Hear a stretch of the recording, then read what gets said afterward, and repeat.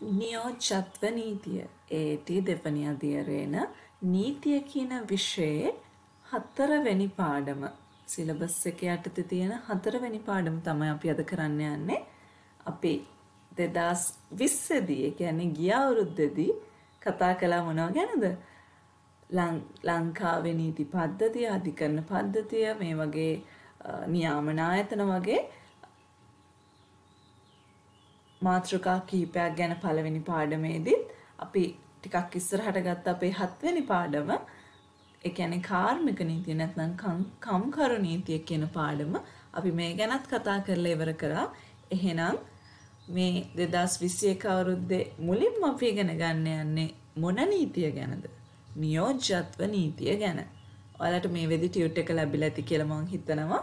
Tute එකේ තියෙන අංක 4 කියලා මම ප්‍රසන්ටේෂන් එකේ දාලා තියෙන අංක 2 කියලා. අතට මේක 4 වෙනි පාඩම දරුවෝ. ඒකින්ද ඒක ගැන වැඩි හිතන්න එපා. පාඩම් පටන් ගන්න කලින් මම කියන්නම් ඔයාලා හැමෝටම සුබ අලුත් අවුරුද්දක් කියලා. මේ 2021 වර්ෂය ඔයාලගේ අධ්‍යාපන කටයුතු සාර්ථකව කරගන්න පුළුවන් හොඳ වර්ෂයක් වෙන්න කියලා ප්‍රාර්ථනා කරනවා. හරි. එහෙනම් නියෝජ්‍යත්වය ගැන කතා කරන්න යමු අපි. මේ අවුරුද්ද පටන් ගන්නම දවසේ මොකක්ද නියෝජ්‍යත්වය කියන්නේ? ඔයාලා අහලා ඇති පුරුදු වචනයක් වෙන්න ඇති, පොඩි අදහසක් ඔළුවෙත් ඇති.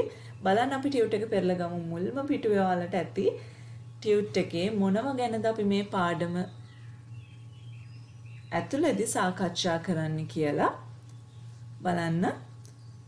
මුලින්ම අපි කතා කරන්න යන්නේ නියෝජ්‍යත්ව සංකල්පය ගැන. ඒ කියන්නේ මොකක්ද නියෝජ්‍යත්වය කියන්නේ? නියෝජ්‍යත්වය කියන සම්බන්ධතාවය ඇතුළේ ඉන්න පාර්ශවකාරයෝ කවුද? ඒ වගේම මේකෙදි වගකීම් අයිතිවාසිකම් ලැබෙන විදි මොනවද? ඊළඟට අපි මේ පාර්ශවකාරුවන්ට තියෙන්න ඕන හැකියාවන්, ගිවිසුම් ශක්නුතාවයන් මොනවද කියන එක ගැන. ඊට පස්සේ අපි මේ කියන නියෝජිතයෝ නැත්නම් නියෝජ්‍යත්වය ගැන කතා කරද්දී අපි නියෝජිතයෝ ගැන කතා කරනවා. මේ නියෝජිතයෝ වර්ග කවුද කියන එක ගැන අපි මුලින්ම මේ කොටස ඇතුළතදී සාකච්ඡා කරන්න යන්නේ. ඊළඟට අපි කතා කරනවා මේ වගේ නියෝජිතයන්ට ප්‍රධානිය වෙනුවෙන් කටයුතු කරන්න බලය ලැබෙන ආකාර කිහිපයක් ගැන. කියන්නේ අධිකාරිය ලැබෙන ආකාර කිහිපයක් ගැන. විභාගෙදී බොහෝ දුරට ප්‍රශ්න කරන ක්ෂේත්‍රයක් මේක. ටිකක් වැදගත් ඒරියා එකක් මේ පාඩම ඇතුළේදී. ඒ වගේම ඊළඟ වැදගත්ම කොටස තමයි ප්‍රධානියා හා නියෝජිතයාගේ අයිතිවාසිකම් සහ යුතුකම්. ප්‍රධානියට තියෙන අයිතිවාසිකම් මොනවද? ප්‍රධානියාගේ යුතුකම් මොනවද කියලා වගේම නියෝජිතයෙක්ට තියෙන අයිතිවාසිකම් හා නියෝජිතයෙකුට තියෙන යුතුකම් මොනවද කියලාත් අපි කතා කරනවා. ඊළඟට මේ විදියට කතා කරගෙන ආපු නියෝජ්‍යත්ව සම්බන්ධතාවයක් අවසන් වෙන්නේ කොහොමද කියලාත් අපි මේ පාඩමේදීම කතා කරනවා. අවසාන වශයෙන් රජය කොහොමද නියෝජිතයෙක් වෙන්නේ? කවුද රජයේ නියෝජිතයෝ වෙන්නේ කියලා පොඩි කොටසක් තියෙනවා. අවසාන වශයෙන් අපි ඒ ගැනත් කතා කරන්නයි යන්නේ. එහෙනම් පාඩම් පටන් ගමු අපි පළවෙනි කොටසෙන්. ආයෙත් මං කියන ඔන්න මේ අලුත් අවුරුද්දේ. එහෙනම් මම ඔයාලට කිව්වනේ මුලින්ම අපි පාඩම් කරන්න ඕනේ කොහොමද කියලා නේද? ඒ වගේ ඉස්සෙල්ලම මේ වෙලාව මේ දේ සඳහා විතරක් යොදවන්න. ඒ කියන්නේ ඔයාලා මේ වීඩියෝ එක බලන වෙලාවේ පාඩම ගැන අවධානයෙන් ඉන්න. ටියුට් එක කියවන්න කිව්වම ටියුට් එක කියවන්න. මොකද දරුවෝ නැත්තම් ඔයාලට වෙන දේවල් කරන්න තියෙන වෙලාවත් පාඩම් කරන්න ගන්න වෙයි. ඒකින්ද මේ වෙලාවේ හොඳ අවධානයක් දුන්නොත් අර මං කිව්වා වගේ අපි පාඩම් කරලා ඉවර වෙලා පුංචි වෙලාවකින් පස්සේ නැත්තම් පැය 24ක් යන්න කලින් ඔයාලා ආයෙත් මේ පාඩම බැලුවොත් ඔයාලට ආපහු පාඩම් කරන්න තියෙන ප්‍රමාණය ගොඩක්ම අඩු වෙයි. එහෙනම් ඔන්න අපි කතා කරන්න යන්නේ අපේ පළවෙනි කොටස ගැන. ඒ කියන්නේ නියෝජ්‍යත්ව සංකල්පය ගැන. මොකද්ද මේ නියෝජ්‍යත්වය කියන්නේ? මීට කලින් නියෝජ්‍යත්වය ගැන ඉගෙනගෙන තියෙනවද?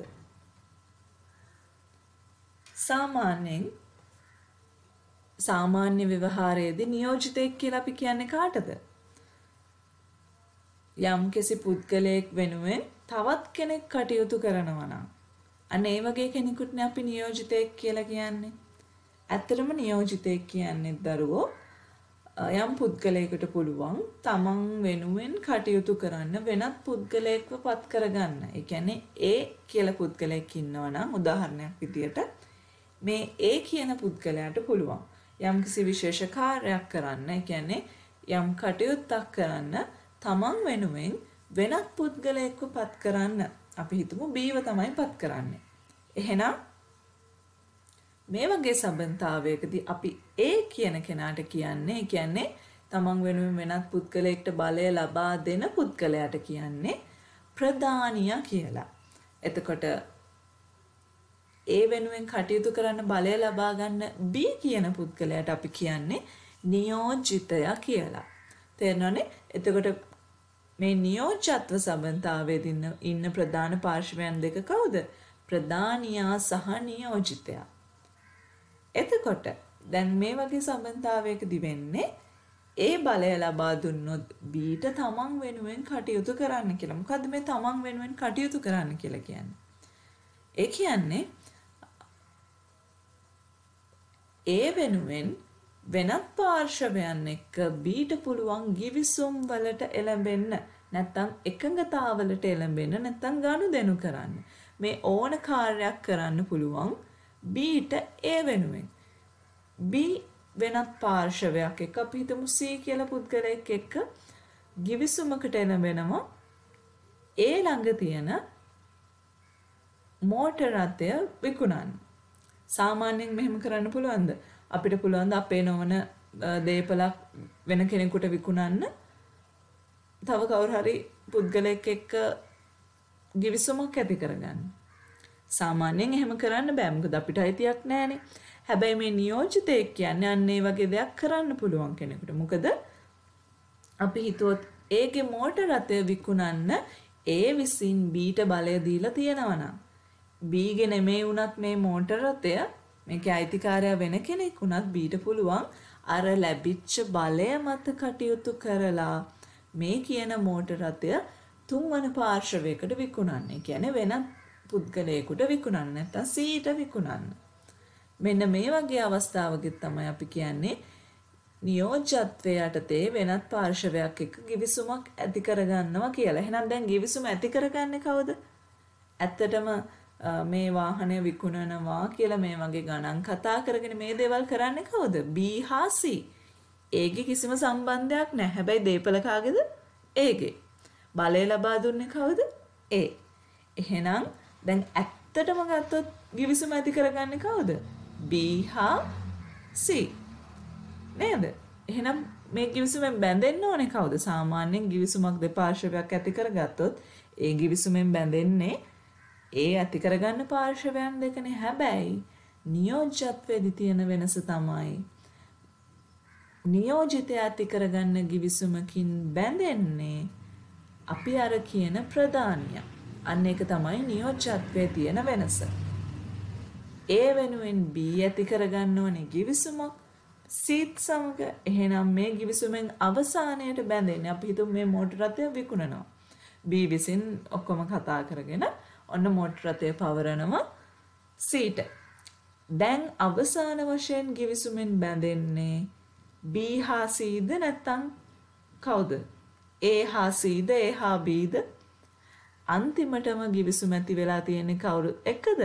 ඒගේ මෝටර රථයයි ඒගේ මෝටර රථය විකුණපු A C අතර. A හා C අතර මේ දෙක අතර තමයි අවසාන වශයෙන් ගිවිසුම ඇති වෙන්නේ. කියන්නේ ප්‍රධානියා හා දෙවන පාර්ශවය අතර. කෝ එතකොට අර මැද ඉඳන් කටයුතු කරපු නියෝජිතයා.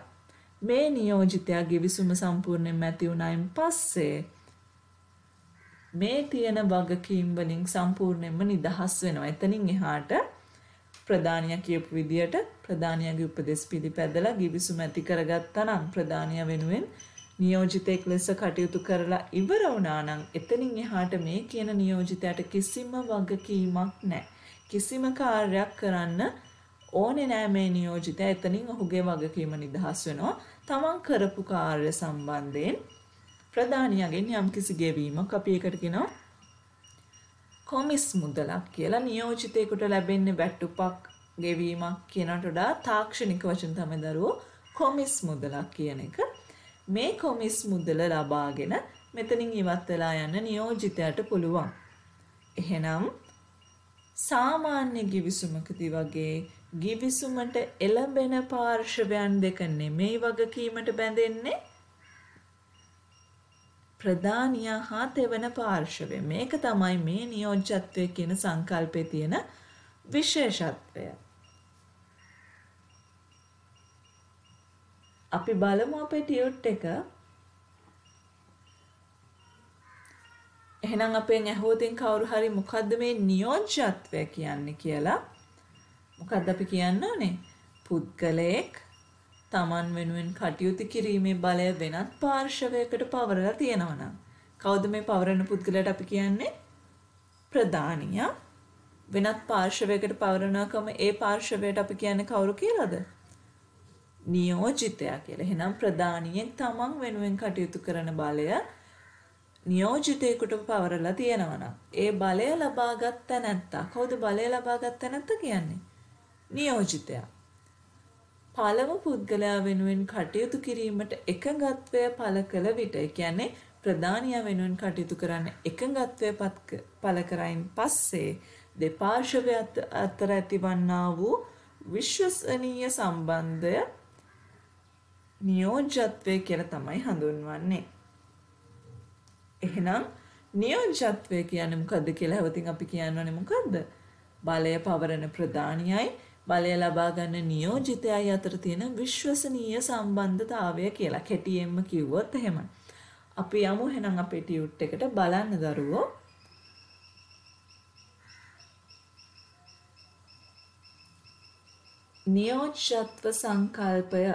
නියෝජ්‍යත්ව සංකල්පය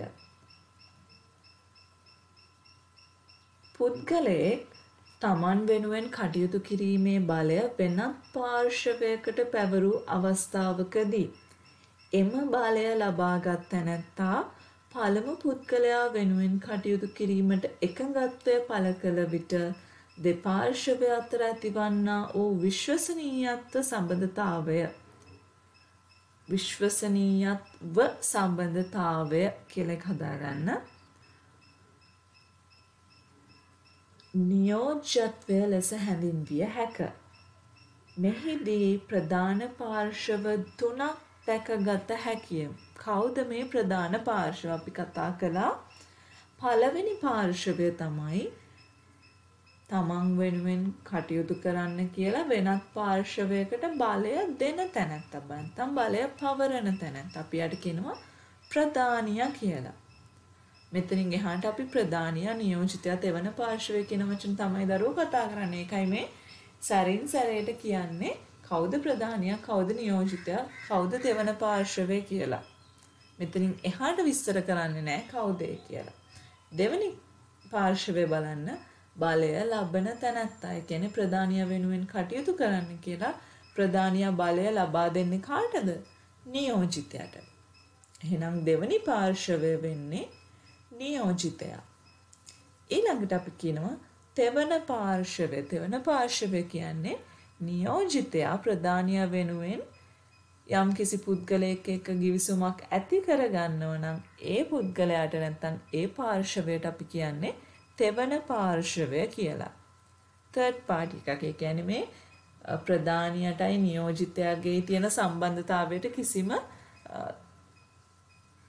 සම්බන්ධයක් නැති බාහිර පාර්ශවයක් මේ ගිවිසුම ඇති කරගන්න අනිකුත් පාර්ශවයෙන් වෙන්නේ. අපි කිව්වේ අර A හා B, ඒ ප්‍රධානියා B නියෝජිතයා වෙලා මොටර රථය විකුණන්න කියලා ඔන්න බලය ලබා දුන්නායින් පස්සේ මේ දෙන්නට කිසි සම්බන්ධතාවයක් නැහැනේ C කියන පුද්ගලයා. මේ නියෝජ්‍යත්වය කියන එකට කිසි සම්බන්ධයක් නැහැනේ C ගේ. හැබැයි C බාහිරින් ඉන්න මිලදී ගන්න ඉන්න ගැනුම්කරුවෙක් විතරයි. දැන් ඒ වගේ පාර්ශවයකට අපිට කියන්න පුළුවන් තෙවන පාර්ශවයක් කියලා. හරි. ඊළඟට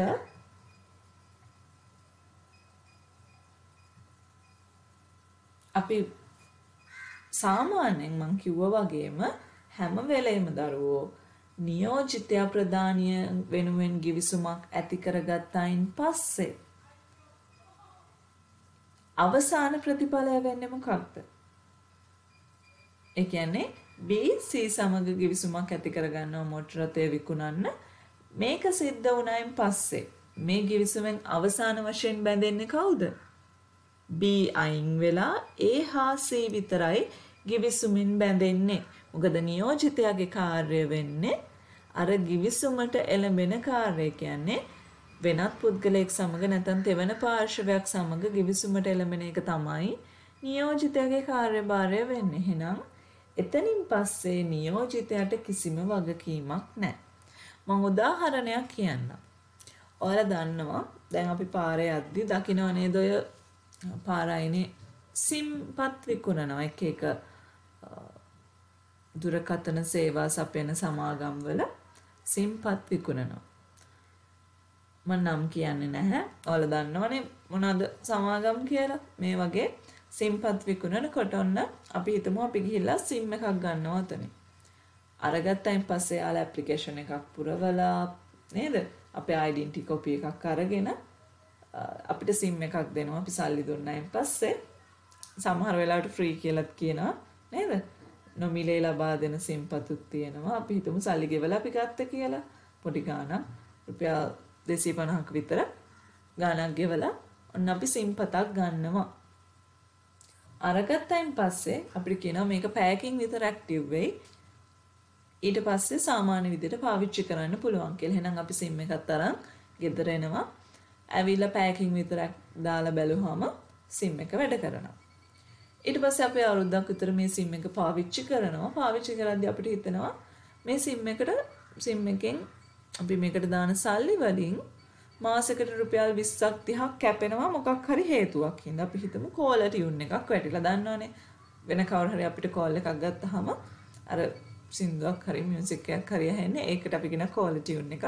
ඔන්න මේ කෝලර් ටියුන් එක දැන් අපිට අයින් කරගන්න ඕනේ. මොකද අපිට මේක අවශ්‍ය නැහැ. මොකද බොරුවට සල්ලි කැපෙනවා. අපිට මේක ඕනේ නැහැ කියලා අපි හිතලා අපිට දැන් මේක අයින් කරගන්න ඕනේ. දැන් අපි සිම් එක ගත්ත කාගෙන්ද? අර පාරේ හිටපු සිම් විකුණන එක පුද්ගලයෙක්ගෙන්. නේද? සිම්පත් විකුණන එක පුද්ගලයෙක්ගෙන් තමයි ගත්තේ. එතකොට දැන් මේ අවුරුද්දකට විතර පස්සේ මේ ප්‍රශ්නේ ආවහම අපි ආපහු යනවද අර පුද්ගලයා හොයාගෙන? ගිහිලා කියනවාද මෙහෙම මේ මං වගෙන් ගත්ත සිම් එකෙන් සල්ලි කැපෙනවා මට මේක හදලා දෙන්න අයින් කරලා දෙන්න. අපි එහෙම කියනවාද? නෑ. අර අපි ගත්ත සිම් එක ඇක්ටිව් වුණායින් පස්සේ නැත්නම් ඒක ක්‍රියාත්මක වෙන්න ගත්තායින් පස්සේ ඒ කියන පුද්ගලයාත් එක්ක නැත්නම් අපි අර කියපු සිම්පත් විකුණපු පුද්ගලයාත් එක්ක කිසිම සම්බන්ධතාවයක් අපිට තියනවද? නෑ. එහෙනම් අපි අර කෝලර් ටියුන් එක අයින් කරගන්න ඕනේ කාට කියලාද? අපි ඒකට කතා කරන්න ඕනේ අර දුරකථන සේවා සපයන සමාගමට. නේද? එහෙනම් අපි ඊළඟට අපේ ගැටලු සම්බන්ධයෙන් හරි අපිට මොන හරි මේ සිම්පත සම්බන්ධ අවශ්‍යතාවයක් සේවාවක් අවශ්‍ය නම් අපි මොනවද අපි කායකද සම්බන්ධ වෙන්නේ? අපි කායකද කටයුතු කරන්නේ? අර කියන දුරකථන සේවා සමාගම එක්ක. හැබැයි හොඳට හිතලා බලන්න. එතකොට අපි සිම් එක ගත්තේ කාගෙන්ද? සිම් එක ගත්තේ අර පාරේ හිටපු සිම්පත් විකුණන පුද්ගලයෙක්ගෙන්. හැබැයි අන්තිමට අපි ප්‍රශ්නයක් ආවයින් පස්සේ කතා කරන්නේ කාටද? දුරකථන සේවා සපයන සමාගමට. එහෙනම් දරුවෝ මෙතනක් තියෙන්නේ නියෝජ්‍යත්වයක්ම තමයි. ඒකෙදි වෙන්නේ මේ දුරකථන සේවා සපයන සමාගම් තමන්ගේ සිම්පත් විකුණන්න කියලා වෙනත් පුද්ගලයන්ට බලය ලබා දෙනවා. අපි අර පාරේදී හම්බෙලා අපි සිම් එකක් ගත්ත යන්නේ වගේ බලය ලැබිච්ච එක නියෝජිතයෙක්ගෙන්. ඒ කියන්නේ දුරකථන සේවා සමාගම තමයි ප්‍රධානියා. එයා බලය ලබා දුන්න එක පුද්ගලයෙක් තමයි අර කියන සිම්පත් විකුණන කෙනා. එහෙනම් ඒගොල්ලන්ගේ නියෝජ්‍යත්වයේ ප්‍රතිඵලයක් හැටියට අර පුද්ගලයාගෙන් සිම් එක ගන්න අපි කවුද? අපි තෙවන පාර්ශවයක්. එහෙනම් මේ පුද්ගලයාගෙන් අර ලියකියවි වලට අත්සන් කරලා සල්ලි දීලා සිම් එක අරගත්තයින් පස්සේ ඒක ඇක්ටිව් වුණායින් පස්සේ එතනින් එහාට අර පුද්ගලයාගේ කාර්යය ඉවරයි. ඒ කියන්නේ සිම්පත් විකුණන පුද්ගලයාගේ කාර්යය අවසන් වෙනවා. එහෙනම් ඊළඟට එන ප්‍රශ්න වලට අපි කතා කරන්න ඕනේ පුද්ගලයාට නෙමෙයි කාටද? අර කියන දුරකථන සේවා සමාගමට නැත්තම් අපි කියපු ප්‍රධානියට. මෙන්න මේක තමයි දරුවෝ නියෝජ්‍යත්වයේ තියෙන විශේෂත්වය. ඔයාලට ඒක පැහැදිලි වෙන්නද කියලා මං හිතනවා. අපි එහෙනම් යමු අපේ ටියුට් එකට. බලන්න හිස් තැනක් තියෙනව නේද? හරි. අපි ඒක සම්පූර්ණ කරගමු.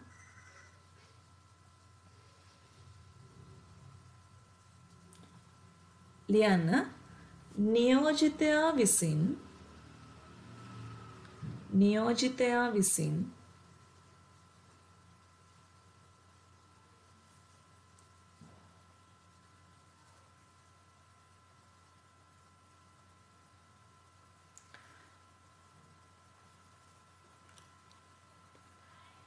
ප්‍රධානියා වෙනුවෙන්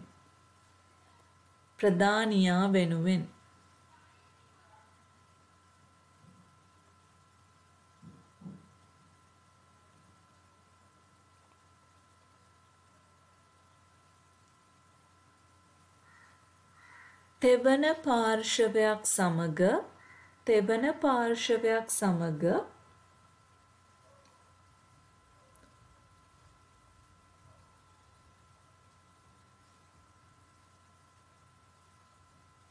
ගිවිසුමක්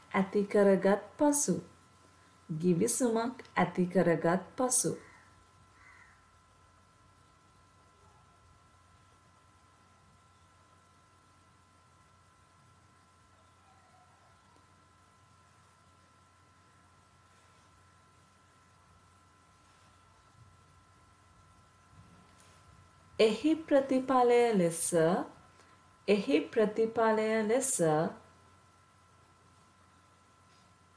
එහි ප්‍රතිඵලය ලෙස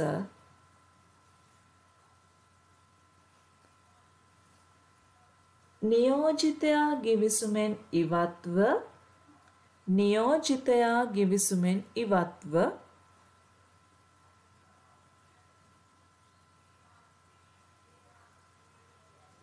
ප්‍රධානියා හා තෙවන පාර්ශවය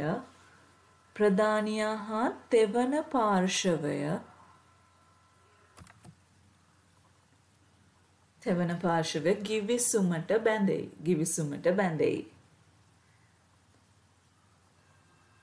බලන්දරෝ නියෝජිතයා විසින් ප්‍රධානියා වෙනුවෙන් තෙවන පාර්ශවයක් සමග ගිවිසුමක් ඇති කරගත් පසු එහි ප්‍රතිඵලය ලෙස නියෝජිතයා ගිවිසුමෙන් ඉවත්ව ප්‍රධානියා හා තෙවන පාර්ශවය ගිවිසුමට බැඳේ. ඊළඟට එතනම ලියා ගන්න එනම් ගිවිසුම ඇතිවීමෙන් පසුව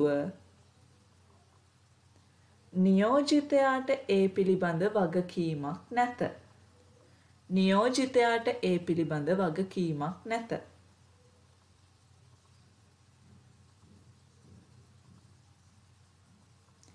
නියෝජිතයාට ඒ පිළිබඳ වගකීමක් නැත.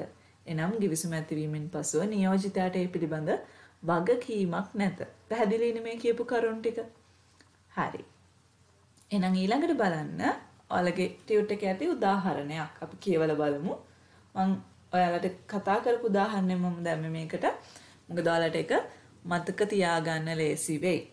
මොන හරි ප්‍රශ්නයක් ආපු වෙලාවක නියෝජිතයා කියන්නේ කවුද? මේ සම්බන්ධතාවයේ නිර්වචනය මොකක්ද කියලා ප්‍රශ්නයක් ඇති වෙච්ච වෙලාවක මේ උදාහරණය ඔයාලට මතක් වෙයි.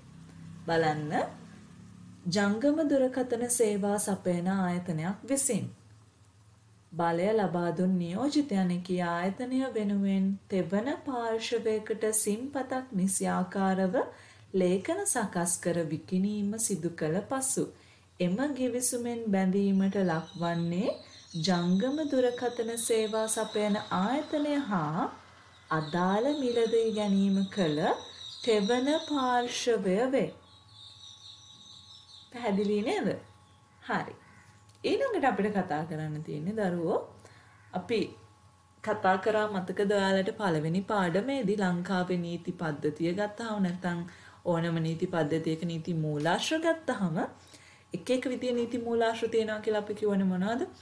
ආණ්ඩු ක්‍රම ව්‍යවස්ථාව, ව්‍යවස්ථා, එතකොට නඩු තීන්දුව මේ වගේ ගොඩක් මූලාශ්‍ර අපි කතා කරානේ මතකයිනේ චාරිත්‍ර සාධාරණත්වය, නීතිවේදීන්ගේ මත.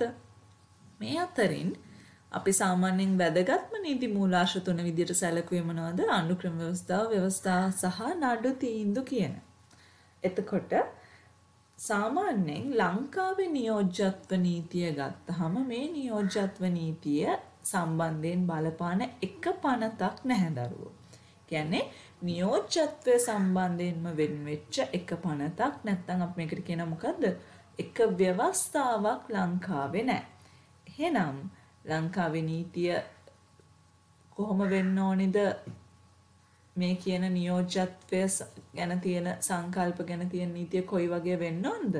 ව්‍යවස්ථා නැත්නම් අපි ඊළඟට යන්නේ නඩු තීන්දුව වලට. එහෙනම් බොහෝ විට ලංකාවේ මේ කියන නියෝජ්‍යත්වය කියන සංකල්පය නඩු තීන්දුව හා මූලධර්ම මත පදනම් වෙච්ච නීතියක් තමයි ලංකාවේ දැක ගන්න හැකි වෙන්නේ.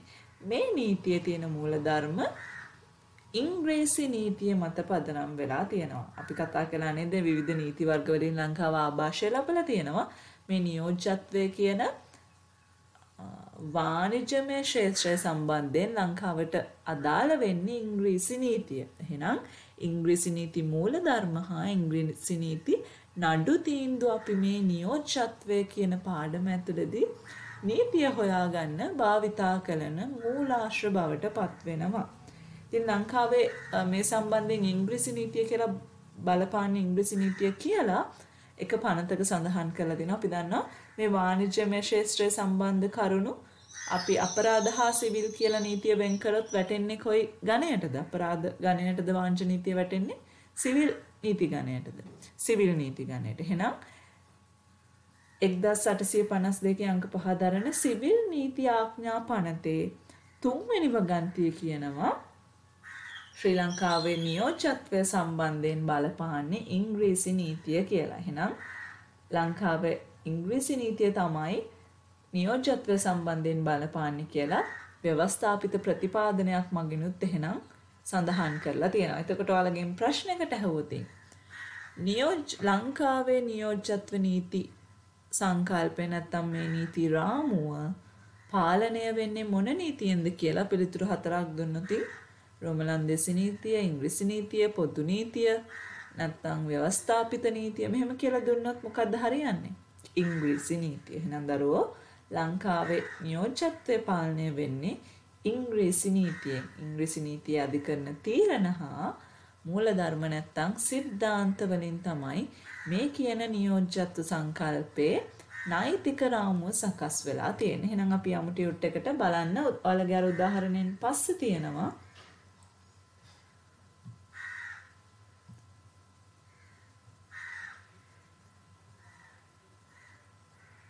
ශ්‍රී ලංකාවේ නියෝජ්‍යත්වය පිළිබඳව ව්‍යවස්ථාපිත නීතියක් නොමැති අතර 1852 අංක 5 දරන සිවිල් නීති ආඥා පනතේ 3 වගන්තිය මගින් ලංකාවේ නියෝජ්‍යත්වය පිළිබඳව හිස්තැනක් තියෙනව නේද? මොකද්ද බලපාන්නේ එහෙනම්? ඉංග්‍රීසි නීතිය. හිස්තැන සම්පූර්ණ කරගන්න ඉංග්‍රීසි නීතිය කියලා. ඉංග්‍රීසි නීතිය බලපාන බවට ප්‍රතිපාදන සපයා ඇත. එබැවින් ලංකාවේ නියෝජ්‍යත්වයට අදාළ වන නීතිය අධිකරණ තීරණ හා ඉංග්‍රීසි නීති සිද්ධාන්ත වලින් සමන්විත වූවකි. හරි. මේ ටියුට් එක පෙරලලා බලන්න දරුවෝ නිකන් ඔයාලට පෙනේ නඩු තීන්දුව ගොඩාක් අපිට ඉගෙන ගන්න තියෙනවා. කරලා බලන්න. මේ අනික තමයි දැන් අපි මීට කලින් ඉගෙනගත්තු පාඩම් දෙක තියෙන්නේ. කියන්නේ ගිය අවුරුද්දේ ඉගෙනගත්තු පාඩම් දෙකට වඩා මේ පාඩම මේ නියෝජ්‍යත්වය කියන පාඩම ටිකක් ඉන්ට්‍රෙස්ටිං පාඩමක් වෙයි. හරිම වෙනස් සංකල්ප ටිකක් ඉගෙන ගන්නවලට ලැබෙයි. නඩු තීන්දුව තියෙනවා, පාඩම් කරගන්න දේවලුත් තියෙනවා. අපි බලමු එකින් කතා කරන ගමන් මේ මොනවද කියලා. එහෙනම් අපි ඊළඟට කතා කරන්න යන්නේ ගිවිසුම් ශක්නුතාවය ගැන. ගිවිසුම් ශක්නුතාවය ගැන තමයි අපි ඊළඟට කතා කරන්න යන්නේ. ගිවිසුම් නීතිය කියලා වලට වෙනම පාඩමක් තියෙනවා දරුවෝ. මේක ටිකක් දිග පාඩමක් හරිනම් අපි දෙවනියට කරන්න ඕනේ මේ පාඩම. හැබැයි මේ විදියට ඔයාලට මේ පාඩම කියලා දුන්නොත් ඒක ඔයාලට තේරුම් ගන්න ටිකක් අපහසු වෙයි කියලා හිතන නිසා අපි මේ වසංගත තත්ත්වය ටිකක් අඩු වුණාම ආයෙ ක්ලාස් පටන් ගත්තාම ඒ ගැන සාකච්ඡා කරමු. ටිකක් වෙලා අරගෙන කතා කරන්න ඕනේ පාඩමක් නිසා. එහෙම කල් මදි වෙනවා කියලා හිතුවොත් අපි ඒකට වෙන ක්‍රියාමාර්ගයක් හරි ගමු. ඒක ටිකක් පස්සට දාලා අපි මේ නියෝජ්‍යත්වය කෙනෙක් ගත්තු හින්දා මම පොඩි විස්තරයක් කරන්න. මොකද්ද ගිවිසුමක් කියන්නේ? ගිවිසුමක තියෙන මූලිකාංග මොනවද කියලා. මොකද මේ පාඩමටත් පොඩි අවබෝධයක් තියෙන්න ඕනේ ගිවිසුමක් කියන දේ ගැන. සාමාන්‍යයෙන් අපි ගිවිසුමක් කියලා සරලව හඳුන්වන්නේ පුතේ පාර්ශවයන් දෙකක් හෝ කීපයක් වෙන්නත් පුළුවන්. ප්‍රධාන වශයෙන් පාර්ශවයන් දෙකක් අතර ඇතිවන එකඟතාවයක් තමයි අපි ගිවිසුමක් කියලා හඳුන්වන්නේ. මේ එකඟතාවය සාමාන්‍ය එකඟතාවයකට එහා ගිහිල්ලා මේ එකඟතාවයක පාර්ශවයක් කඩ කරපු අවස්ථාවකදී නෛතික ක්‍රියාමාර්ග ගන්න චේතනාවකින් නම් මේ පාර්ශවයන් දෙක හිටියේ මේ ගිවිසුම ඇති කරගන්න අවස්ථාවේදී. කියන්නේ ගිවිසුම ඇති කරගද්දී මේ එකඟතාවය ඇති කරගද්දී පාර්ශවයන් දෙක හිතන්න ඕනේ අනිත් පාර්ශවය මේ ගිවිසුම කඩ කරොත් මම නෛතික ක්‍රියාමාර්ග ගන්නවා කියලා. මෙන්න මේ චේතනාවෙන් ඇති කරගත්තු එකඟතාවයකට තමයි අපි ගිවිසුමක් කියලා කියන්නේ. මේ වගේ ගිවිසුමක මූලිකාංග කීපයක් ගැන අපි මේ පාඩමේදී කතා කරනවා. විශේෂයෙන් මූලිකාංග 8ක් 9ක් වගේ ප්‍රමාණයක් ගැන වැදගත් මූලිකාංග. මම ටිකක් කියන්නම් අර්පණය, ප්‍රතිග්‍රහණය, ප්‍රතිෂ්ඨාව, ගිවිසුමක හැකියාව මේ වගේ කරුණු කීපයක් ගැන අපිට කතා කරන්න තියෙනවා. ඒව ගැන වැඩි සැලකිලිමත් වෙන්න එපා. එක කරුණක් නැත්නම් එක මූලිකාංගයක් තමයි ගිවිසුමික ශක්නුතාවය නැත්නම් ගිවිසුමික හැකියාව කියන්නේ. ඒ කියන්නේ පාර්ශවයකට ගිවිසුමකට එළඹෙන්න තියෙන නෛතික හැකියාව. මොකද්ද මේ නෛතික හැකියාව කියන්නේ? නැත්නම් මොකද්ද මේ ශක්නුතාවය කියන්නේ? ඒ කියන්නේ නීතියෙන් විශ්වාස කරනවද යම්කිසි පාර්ශවයකට නෛතික ගිවිසුමකට එළඹෙන්න හැකියාවක් තියෙනවා කියලා. මෙම හැකියාවක් නැති වෙන පාර්ශවයන් කිහිපයක් ඉන්නව දරුවෝ. ඒ නිසා තමයි මේ මූලිකාංගය වැදගත් වෙලා තියෙන්නේ. ඒ කියන ඒ හැකියාව නැති පුද්ගලයෝ ඇති කරගන්න ගිවිසුම් නීතිය විසින් වළංගු ගිවිසුම් විදියට පිළිගන්නේ නැහැ. කවුද මේ හැකියාව නැති නැත්නම් මේ නෛතික ශක්නුතාවය නැති පාර්ශවයන් වෙන්නේ? පළවෙනි කට්ටිය තමයි පළවෙනි පිරිස වෙන්නේ බාල වයස්කරුවන්. නැත්නම් අවුරුදු 18ට අඩු පුද්ගලයෝ. ඔයාලටත් අවුරුදු 18ට අඩුයිද? බාල වයස්කාරයෝද තාම? එහෙමනම් ඔන්න කියන විදියට ඔයාලට ගිවිසුම් වලට එළඹෙන්න නෛතික හැකියාවක් නැහැ. හැබැයි ඇතැම් අවස්ථා තියෙනවා බාල වයස්කරුවන්ට උනත් ගිවිසුම් වලට එළඹෙන්න පුළුවන්. ඒ කියන්නේ තමන්ගේ මූලික අවශ්‍යතා සම්පූර්ණ කරගන්න විතරක් ගිවිසුම් වලට එළඹෙන්න පුළුවන් අවස්ථා තියෙනවා. හැබැයි මේක මූලික අවශ්‍යතා සම්බන්ධයෙන් විතරයි. බොහෝ විට බාල වයස්කාරයෝ නැත්තම් මේ අවුරුදු 18ට අඩු පුද්ගලයෝ සැලකෙන්නේ ගිවිසුමික ශක්නුතාවයක් නැති පුද්ගලයෝ විදියට. දෙවනි කාණ්ඩයේ විදියට අපිට සැලකන්න පුළුවන් සිහි විකල පුද්ගලයෝ නැත්තම් උන්මත්තකයෝ කියලා කියන්නේ. උන්මත්තක පුද්ගලයෝ නැත්තම් සිහි විකල පුද්ගලයෝ අපිට හඳුන්වන්න පුළුවන් ගිවිසුම් ශක්නුතාවය නැති පුද්ගලයන් විදියට. මේ පුද්ගලයන්ටත් අර වගේම අපි කියවනේ බාලවයස්කරුවන්ට පුළුවන් කියලා ප්‍රධාන අවශ්‍යතා සම්බන්ධයෙන් ගිවිසුම් වලට ඇතුල් වෙන්න. හැබැයි මේ උන්මත්තක පුද්ගලයන් සම්බන්ධෙනුත් ව්‍යතිරේකයක් තියෙනවා. ඒ කියන්නේ සාමාන්‍ය රීතිය නම් උන්මත්තක පුද්ගලයන් නැත්නම් සිහි විකල පුද්ගලයන්ට බැහැ ගිවිසුම් වලට ඇතුළත් වෙන්න කියන එක. හැබැයි මේකට ව්‍යතිරේකයක් තියෙනවා. ඒ කියන්නේ ඊට පටහැනි අවස්ථාවක් තියෙනවා. සිහි විකල පුද්ගලයෙක් උනත් ඒ පුද්ගලයා අපි දන්නවා සාමාන්‍ය සිහි බුද්ධියෙන් ඉන්න වෙලාවක නම් එහෙම පුද්ගලයෝ ඉන්නවා. සමහර සිහිවිකල පුද්ගලයෝ ඉන්නවා. ඒ රෝගී තත්ත්වය යම් කාලයකට විතරයි මේක බලපැවැත්වෙන්නේ. එක වරින් වර සුව වෙන්න පුළුවන්. එහෙම නැත්නම් කාලයක් මේ රෝගයෙන් පීඩාව විඳලා පසුවට සනීප වෙලා ඉඳලා ආපහු සැරයක් මේක මතුවෙන්න පුළුවන්. අපි අර කියපු මේ රෝගයෙන් පීඩාව විඳින්නේ නැති සාමාන්‍ය පුද්ගලයෙක්ගේ තත්වයේ ඉද්දි, ඒ කියන්නේ තමන් කරන කියන කාර්යයන් පිළිබඳ අවබෝධයක් සිහිවිකල පුද්ගලයෙක් වුණත් තියෙනවා නම්, ඒ වගේ කෙනෙක් ඒ වගේ අවස්ථාවකදී ඇති කරගන්න ගිවිසුම් සම්බන්ධයෙන් අපි ඒවට කියනවා වළංගු ගිවිසුම් කියලා. නැත්නම් ඕන්නේ ගිවිසුම් වලින් වගකීමට බැඳෙනවා. ඊළඟ එක තමයි නැත්නම් ඊළඟ පාර්ශවය තමයි බීමත් පුද්ගලයෝ. හැබැයි මේ බීමත් පුද්ගලයෝ නැත්නම් මත්වීම කියන සාධකය මත ගිවිසුම් අවලංගු වෙන්නේ නැහැ කියලා තමයි බොහෝ විට නීතිය පිළිගන්නේ. මෙන්න මේ වගේ විවිධ පාර්ශවයන් ඉන්නවා.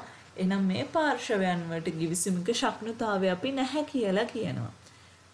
ඒ නිසා ගිවිසුම් නීතියදී අපි හඳුන ගන්නවා මේ ගිවිසුමික ශක්නුතාවය කියන්නේ ගිවිසුමක මූලිකාංගයක්. නැත්නම් ගිවිසුමක තියෙන්න ඕනි කරුණක්.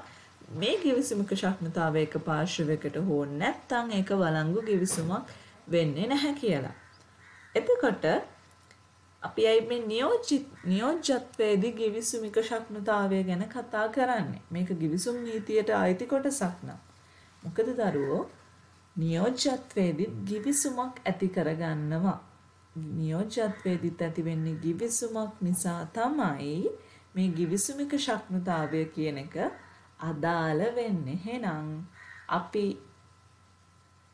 නියෝජ්‍යත්වයේදී නැත්නම් නියෝජ්‍යත්ව සම්බන්ධතාවයකදී දකින ප්‍රධාන පාර්ශවයන් තුන කවුද?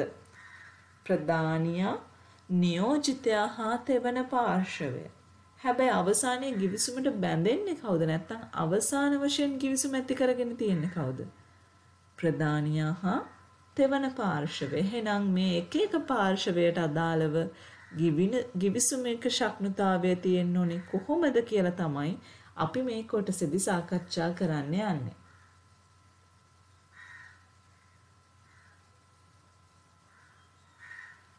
අපි කිව්වා ඉංග්‍රීසි නීතියෙන් තමයි පාලනය වෙන්නේ කියලා අපේ මේ නියෝජ්‍යත්වය කියන ශාස්ත්‍රය.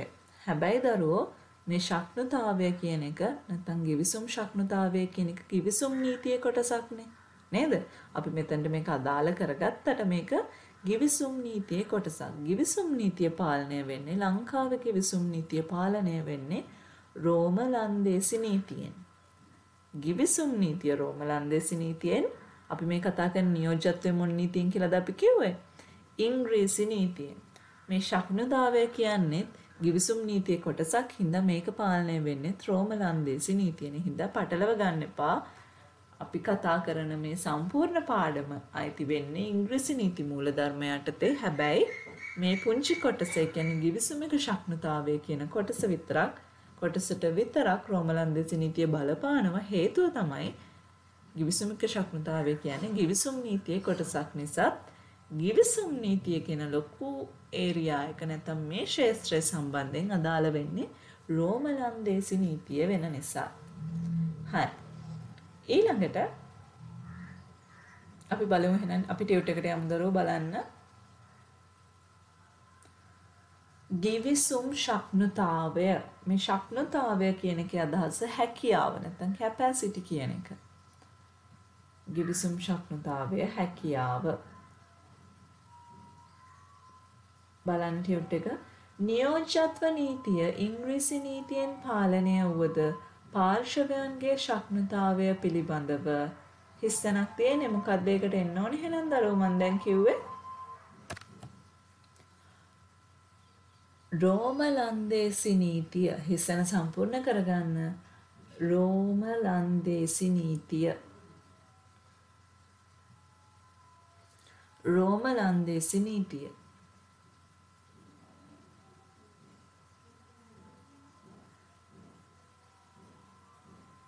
මගින් පාලනය වේ. ඒ ටික තියෙනවානේ මගින් පාලනය වේ. නියෝජිතයෙකු මගින් ගිවිසුමක් ඇති කරගත් පසුව ඉන් වගකීමට බැඳෙන්නේ ප්‍රධානියා හා තෙවන පාර්ශවය වන බැවින් නියෝජිතයාට ගිවිසුම් කියලා දෙකක් තියෙනවානේ දෙකක් කපන්න. ගිවිසුම් ශක්නතාවය තිබීම අත්‍යවශ්‍ය නොවේ. මොකද්ද මේ කියන්නේ? දැන් ප්‍රධානියා වෙනුවෙන් තෙවන පාර්ශවයක් එක්ක නියෝජිතයා ගිවිසුමක් ඇති කරගත්තට මම මේ කියන වචන දැන් ඔයාලා තේරුම දන්න හින්දා ටිකක් කල්පනාවෙන් අහන් ඉන්න දරුවෝ නැත්තම් එක සැරේට පැටලෙයි. මොකද මම කිව්වේ ප්‍රධානියා වෙනුවෙන් නියෝජිතයා විසින් තෙවන පාර්ශවයක් එක්ක ගිවිසුමක් ඇති කරගත්තට අවසාන වශයෙන් ගිවිසුමට බැඳෙන්නේ කවුද? ප්‍රධානියා හා තෙවන පාර්ශවයනේ.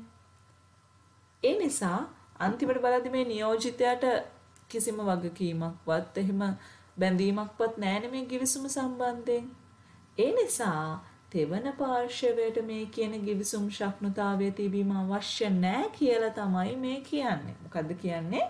බලන්න අපහු සැරයක් නියෝජිතයෙකු මගින් ගිවිසුමක් ඇති කරගත් පසුවින් වගකීමට බැඳෙන්නේ ප්‍රධානියා හා තෙවන පාර්ශවය බැවින් නියෝජිතයාට ගිවිසුම් ශක්නතාවය තිබීම අත්‍යවශ්‍ය නොවේ. එහෙනම් අපි මේ කියන පාර්ශවයන් දෙකෙන් එක පාර්ශවයකට ගිවිසුම් ශක්නතාවය තියෙන්න ඕනේ නෑ. කවුද ඒ පාර්ශවය? නියෝජිතයා. ප්‍රධානියට ගිවිසුම් ශක්නතාවය තියෙන්න ඕනේ. නියෝජිතයාට ගිවිසුම් ශක්නතාවය තියෙන්න ඕනේ නැහැ. තෙවන පාර්ශවයට. තෙවන පාර්ශවයටත් ගිවිසුම් ශක්නතාවය තියෙන්න ඕනේ. මොකද අර ප්‍රධානියයි තෙවන පාර්ශවයයිනේ අවසාන වශයෙන් ගිවිසුමට බැඳෙන්නේ. මේක වළංගු ගිවිසුමක් වෙන්න නම් ප්‍රධානියට හා තෙවන පාර්ශවයට ගිවිසුම් ශක්නතාවය තියෙන්න ඕනේ. එහෙනම් මෙන්න මේ නියෝජිතයට ගිවිසුමක හැකියාවක් නැති වෙන එක අපි මේ කියන ප්‍රධාන ගිවිසුම සම්බන්ධයෙන් බලපෑමක් ඇති කරන්නේ නැහැ.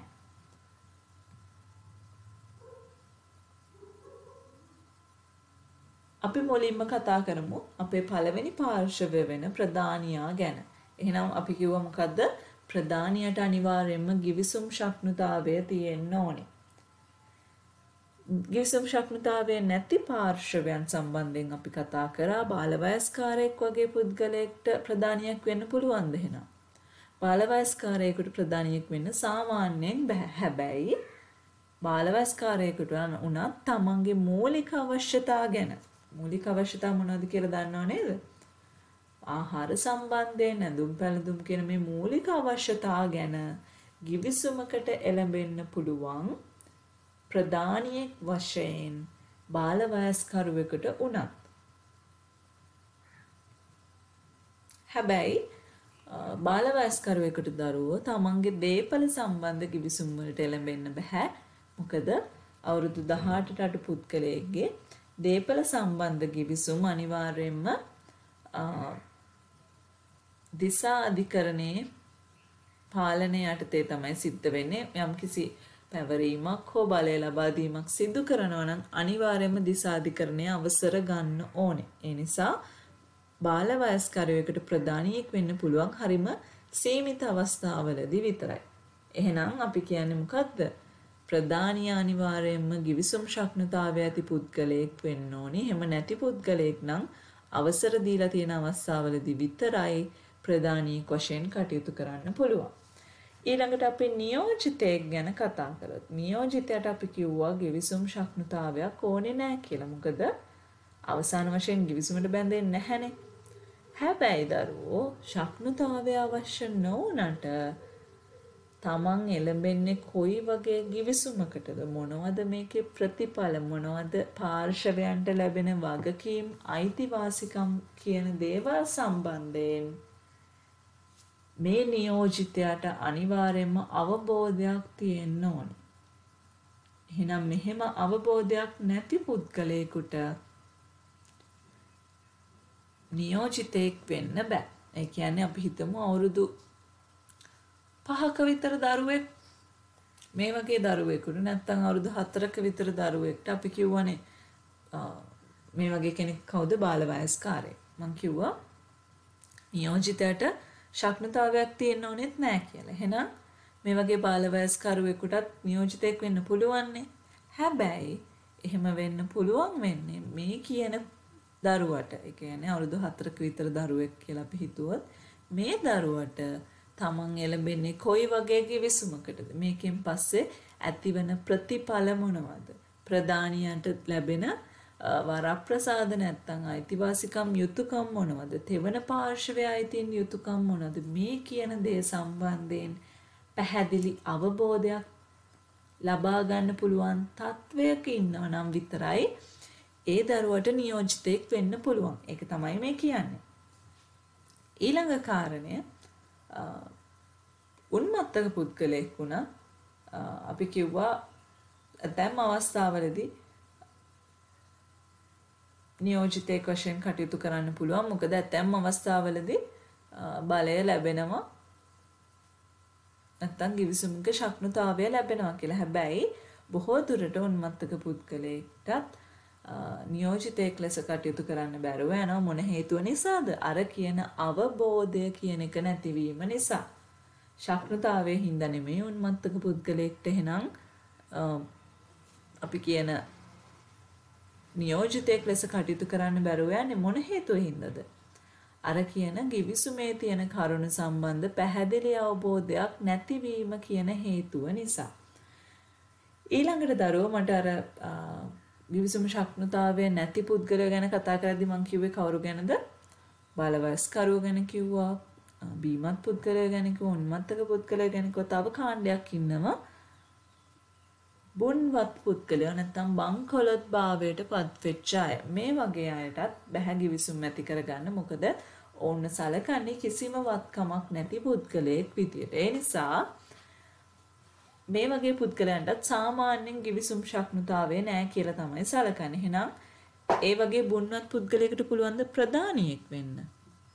ප්‍රධානියෙක් වෙන්න පුළුවන්ද? බෑ. මොකද ගිවිසුම් ශක්නුතාවය නෑ. ප්‍රධානියෙකුට අනිවාර්යයෙන්ම ගිවිසුම් ශක්නුතාවය තියෙන්න ඕනේ. හැබැයි නියෝජිතයෙක් වෙන්න පුළුවන්ද? නියෝජිතයෙක් වෙන්න මොනවද තියෙන්න ඕනේ? ගිවිසුම් ශක්නුතාවය ඕනද? නෑ. නියෝජිතයෙක් වෙන්න ඕනේ තමන් මේ එළඹෙන ගිවිසුමේ ප්‍රතිඵල ගැන අවබෝධයක් විතරයි. එහෙනම් පුද්ගලෙක් බංකොලොත් වුණා කියලා එයාගේ සිහිය විකල් වෙන්නේ නෑනේ. ඒ පනුස්සයට හිතන්න බැරුව යන්නේ නෑනේ. ඒ නිසා බුන්වත් පුද්ගලයෙකුට උනත් පුළුවන් නියෝජිතයෙක් වෙන්න. ශක්නතාවය නැති නිසා සාමාන්‍යයෙන් ගිවිසුම් වලට ඇතුළත් වෙන්න බැරි වුණාට නියෝජිතයෙක් වශයෙන් බුන්වත් පුද්ගලයෙකුට උනත් පුළුවන් ගිවිසුමකට ඇතුළත් වෙන්න. හේතුව ඔහුට ගිවිසුම ගැන සාමාන්‍ය අවබෝධයක් තිබීම තමයි අත්‍යවශ්‍ය වෙන්නේ. ඒක තියෙනවා නම් ඔන්න බුන්වත් පුද්ගලයෙකුට උනත් ගිවිසුම් ශක්නතාවය නැතත් නියෝජිතයෙක් වෙන්න පුළුවන්. ඊළඟ පාර්ශවය කවුද අපිට කතා කරන්න ඉන්න? තෙවන පාර්ශවය. නැත්නම් මේ නියෝජිතයයි ප්‍රධානියයි නොවන අනිත් පාර්ශවය. මේ පාර්ශවයේ ගිවිසුම් ශක්නතාවය ගැන කතා කළොත් අපි කිව්වේ මොකද්ද? මේ පාර්ශවයට අනිවාර්යයෙන්ම ගිවිසුමක ශක්නතාවය තියෙන්න ඕනේ. ඇයි එහෙම වෙන්නේ? මොකද අවසාන වශයෙන් ගිවිසුමට බැඳෙන්නේ මේ තෙවන පාර්ශවය නිසා. එහෙනම් අර අපි කියපු බාලවයස්කරුවෝ නැත්තම් බුන්වත් පුද්ගලයෝ නැත්තම් සිහිවිකල උන්මත්තක පුද්ගලයෝ මේ වගේ කෙනෙක්ට තෙවන පාර්ශවයක් විදියට නියෝජිතයෙක් ගිවිසුමකට එළඹෙන්න පුළුවන්ද? එළඹිලා අවසාන වශයෙන් ප්‍රධානියත් එක්ක ගිවිසුමට බැඳෙන්න පුළුවන්ද? බැහැ. මොකද අනිවාර්යයෙන්ම ගිවිසුමක ශක්නතාවය තියෙන්න ඕනේ. අර කියපු ව්‍යතිරේකී අවස්ථාවලදී විතරක් ඒක කරන්න පුළුවන්. හරි. එහෙනම් අපි යමු ටියුට් එකට බලන්න.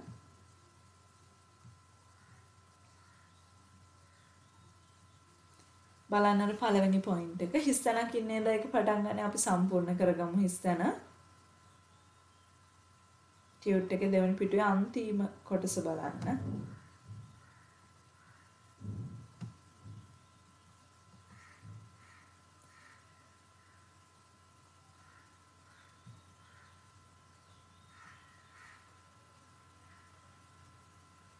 ප්‍රධානියාට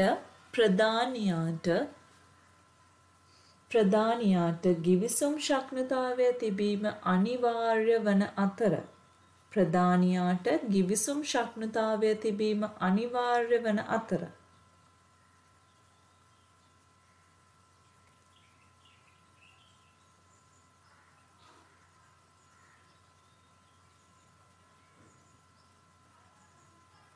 වන අතර කියන එක ටියුට් එකේ තියෙන දරුව ආපහු යන්න එපා. ප්‍රධානියෙකුට එහෙනම් ගිවිසුම් ශක්්‍යතාවය අනිවාර්යයි. බලන්න වන අතර ටියුට් එකේ කියවන බාල වයස්කරුවෙකුට උවද නීතියෙන් අවසර දෙන කාර්යයන් සම්බන්ධයෙන් ප්‍රධානියෙකු ලෙස කටයුතු කළ හැක. සාමාන්‍යයෙන් නම් බාල වයස්කරුවෙකුට බෑ. හැබැයි අපි කියවනේ ව්‍යතිරේකී අවස්ථා තියෙනවා කියලා. ඒ කියන්නේ සාමාන්‍ය රීතියට පටහැනි අවස්ථා තියෙන්න පුළුවන්. ඒ වගේ අවස්ථාවලදී අවසර ලැබිලා තියෙනවා නම් නීතියෙන් ඔන්න ඒ අවසර ලැබෙන කාර්යයන් වෙනුවෙන් විතරක් ප්‍රධානියෙක් ලෙස කටයුතු කරන්න පුළුවන්. නමුත් බාල වයස්කරුවෙකුගේ නිශ්චල දේපල පැවරීම සම්බන්ධව කටයුතු කිරීමේදී ඒ සඳහා දිසාධිකරණයේ අවසර ලබා ගන්නට යුතුයි. නිශ්චල දේපල කියන්නේ ඉඩම් ගෙවල් මේ වගේ දේපල පවරන්න බෑ කිසිම අවස්ථාවක බාල වයස්කරුවෙකුට දිසාධිකරණයේ අවසරයක් නැතුව. මේ වගේ නීති දාලා තියෙන්නේම දරුවෝ බාල වයස්කරුවන්ගේ යහපත උදෙසා. අපි දන්නවා මොකද පොඩි දරුවෙක්ව හරි ඉක්මනට ඒ වගේ කෙනෙක්ගේ හිත වෙනස් කරන්න පුළුවන්. නැත්නම් බලපෑමක් කරන්න පුළුවන්. ඒ බලපෑම මත තමන්ගේ දේපල වෙන කාට හරි පවරනවා කියලා කෙනෙක් අත්සන් කළොත් ඔප්පුවක් අත්සන් කරොත් ඒ වගේ දෙයක් බලාත්මක වෙන හින්දා ඒක නවත්තන්න තමයි දිසා අධිකරණයට බලතල දීලා තියෙන්නේ. අනිවාර්යයෙන්ම බාල වයස්කරුවෙක්ගේ දේපල පැවරීමකදී දිසා අධිකරණයකට මැදිහත් වෙනවා. මේක ඇත්තටම බාල වයස්කරුගේ යහපත උදෙසා කරන දෙයක් නම් විතරයි දිසා අධිකරණය මේකට අවසර දෙන්නේ. ඊළඟට බලන්න ඊළඟ පොයින්ට් එක මේකත් හිස්සනකින් පටන් ගන්න අපි ලියාගමු. නියෝජිතයෙකු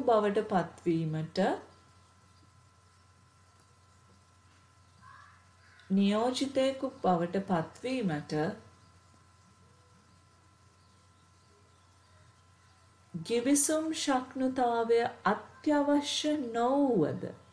ගිවිසුම් ශක්්‍යතාවය අත්‍යවශ්‍ය නොවුවද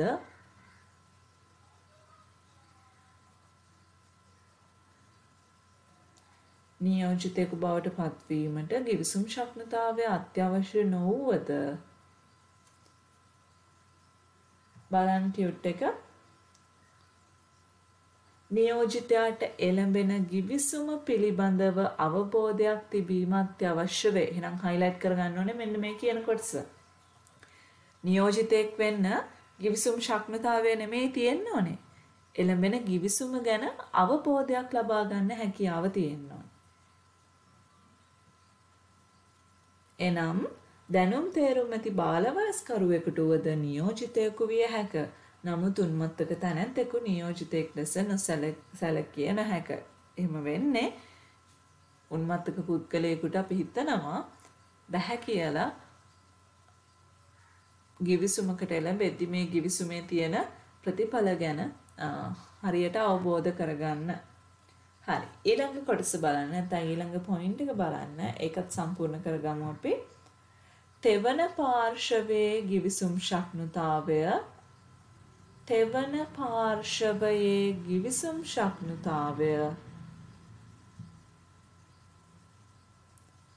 ගිවිසුමේ වළංගුභාවයට බලපායි. ලියාගන්න. තෙවන පාර්ශවයේ ගිවිසුම් ශක්්‍යතාවය ගිවිසුමේ වළංගුභාවයට බලපායි.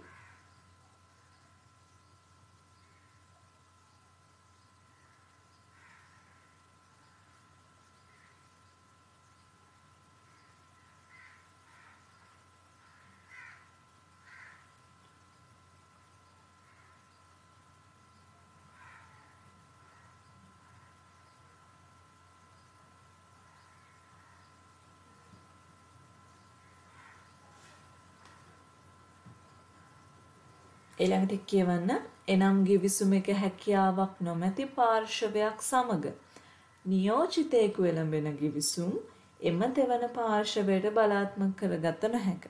හරි. එහෙනම් දරුවෝ ඔන්න මේ ගිවිසුම් නීතිය සම්බන්ධයෙන් ගිවිසුමික පාර්ශවයන්ගේ ශක්නතාවය ගැන කොටස අපි සාකච්ඡා කරලා ඉවරයි. එහෙනම් අපි යන්නේ අපි මේ කියන නියෝජිතයන්ගේ එක වර්ගයේ නියෝජිතයෝ ඉන්නවා.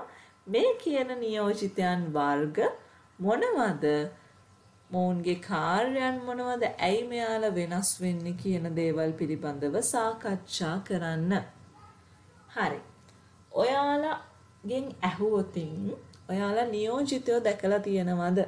ඔයාලා නියෝජිතයෝ ගැන අහලා තියෙනවද කියලා මං හොඳටම දන්නවා ඔයාලා දන්න එක නියෝජිතයෝ වර්ගයක් නම් ඉන්නවා. තැරැව්කරුවෝ නැත්නම් අපි කියන්නේ බ්‍රෝකර්ස්ලා කියලා. විශේෂයෙන්ම ඔය ඉඩම්, ගෙවල් වගේ දේවල් විකුණද්දී මේ වගේ බ්‍රෝකර්ස්ලාගේ නැත්නම් තැරැව්කරුවන්ගේ උදව් ගන්නවා. නේද? ඒ වගේම ඔයාලා විශේෂයෙන්ම අහලා ඇති වෙන්දේසි කරුවෝ ගැන. වෙන්දේසි කරුවෝ ගැන සමහරට ඇත්තටම දැකලත් ඇති නැත්නම් අහලා ඇති නේද? ඊළඟට නීතිඥවරු මේ වගේ සමාගමක අධ්‍යක්ෂකවරු, හවුල්කරුවෝ මේ වගේ පාර්ශවයන් ගොඩක් අපිට නියෝජිතව විදිහට සලකන්න පුළුවන්. අපි එක එක පාර්ශවයන් ගැන කතා කරමු. පළවෙනි පාර්ශවය තමයි දරුවෝ පළවෙනි නියෝජිතයෝ වර්ගය විදිහට අපි කතා කරනවා වෙළඳ නියෝජිතයෝ. නැත්නම් අපි යාට කියනවා තව නමක් වණික් නියෝජිතයෝ. ඉංග්‍රීසි වලින් කියන්නේ ෆැක්ටර්ස් කියලා. ෆැක්ටර්ස්. වෙළඳ නැත්නම් වණික් නියෝජිතයෝ. මේ වගේ නියෝජිතයන් කරන්නේ එයාලගේ සාමාන්‍ය ව්‍යාපාර කටයුත්ත වෙන්නෙම වෙනත් අය වෙනුවෙන්, ඒ කියන්නේ වෙනත් පාර්ශවයන් වෙනුවෙන් ඔවුන්ගේ භාණ්ඩ විකිණීම හා මිලදී ගැනීම සම්බන්ධ ගිවිසුම් වලට එළඹීම. එහෙනම් මෙයාලගේ කාර්ය මොකද්ද? එයාලගේ කාර්ය වෙන්නෙම වෙනත් පාර්ශවයක් සම්බන්ධයෙන් භාණ්ඩ විකිණීමක් හෝ මිලදී ගැනීමක් සම්බන්ධ ගිවිසුම් වලට එළඹෙන එක. එතකොට මේ වගේ පුද්ගලයන්ට විශේෂ සාමාන්‍යයෙන් මොවුන්ගේ ව්‍යාපාරය වෙන්නෙම මේ කටයුත්ත නිසා ඔවුන් මේ සම්බන්ධ විශේෂ දක්ෂතාවක් දක්වනවා. මොවුන් බොහෝ විට මොකද වෙන්නේ? ඒගොල්ලෝ ගොඩක් පාර්ශවයන් හඳුනනවා මේ සම්බන්ධව කටයුතු කරන. ඒ වගේම හොඳම තැන්, ගුණාත්මක භාවයෙන් ඉහළ භාණ්ඩ, මිලෙන් අඩු භාණ්ඩ මේ වගේ භාණ්ඩ මිලදී ගැනීමක් හෝ විකිණීමක් සම්බන්ධයෙන් ඉන්න හොඳම පාර්ශවයන් වුන් අඳුරනවා. ඒ නිසා මොවුන්ට තියෙනවා විශේෂඥ හැකියාවක්. ඉතින් මෙන්න මේ හැකියාව හා දක්ෂතාවය යොදාගෙන ඔවුන් මේ නියෝජ්‍යත්ව කාර්යය ඉෂ්ට කරලා දීලා මොකද කරන්නේ? ඔවුන් ප්‍රධානියගෙන් ගන්නවා කොමිස් මුදලක්. අපි කිව්වා කොමිස් මුදලක් කියන එක තමයි හරිම වචන. නියෝජිතයෙකුට ලැබෙන්නේ කොමිස් මුදලක්. එතකොට මේ නියෝජිතයන්ගේ තියෙන විශේෂත්වය තමයි දරුවෝ මොවුන්ට පුළුවන් අපි හිතමු ප්‍රධානියෙක් විසින් මේ වගේ නියෝජිතයෙකුට, වෙළඳ නියෝජිතයෙකුට භාණ්ඩ ලබා දුන්නොත් දීලා කිව්වොත් මට මේ භාණ්ඩ විකුණලා ඕනේ තව සතියක් ඇතුළත මෙන්න මේ මුදලට, මෙන්න මේ ගාණට. මෙහෙම තමයි ගිවිසුම් වලට එළවෙන්නේ. ප්‍රධානියයි නියෝජිතයා එකඟ වෙනවනේ. එතකොට නියෝජිතයා කියනවා හරි මට මෙන්න මේ තරමට කොමිස් මුදලක් ඕනේ. 100%ක නැත්නම් 103ක මේ වගේ කොමිස් මුදලක් ඕනේ කියලා.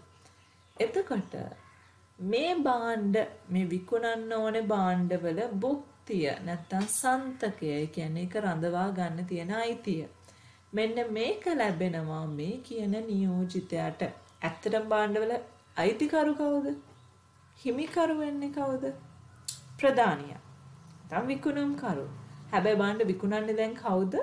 නියෝජිතයා. එහෙනම් මේ නියෝජිතයාට ලැබෙනවා මේ භාණ්ඩවල සන්තකය. හැබැයි හිමිකම නෙමෙයි ලැබෙන්නේ, සන්තකය. ඒ වගේම මේ භාණ්ඩ විකුණන්නේ අද්දි මොන හරි ගැටලුවක් වුණොත් ඒ සම්බන්ධයෙන් තෙවන පාර්ශවයකට විරුද්ධව නඩු පවරන්න පුළුවන් මේ වගේ නියෝජිතයන්ට. සාමාන්‍යයෙන් මෙහෙම නඩු පවරන්න පුළුවන් කාටද? භාණ්ඩවල අයිතිකාරයාට විතරයි. හැබැයි මොහුන් අයිතිකාරයෝ නෙමෙයිනේ. හැබැයි ඔවුන්ට තියෙනවා සන්තකය. ඒ නිසා මේ වගේ නියෝජිතයන්ට ප්‍රධානිය මැදිහත් වීමකින් තොරව Tamanටම නඩු පවරන්න හැකියාව තියෙනවා දෙවන පාර්ශවයකට විරුද්ධව. මේක තමයි වණික් නියෝජිතයන්ගේ තියෙන විශේෂත්වය. ඔවුන්ගේ සාමාන්‍ය ව්‍යාපාර කටයුතු අතරම තමයි ඔවුන් මේ වගේ වෙනත් පාර්ශවයන් වෙනුවෙන් මිලදී ගැනීම හා විකිණීම් සම්බන්ධ ගිවිසුම් වලට එළඹෙන්නේ.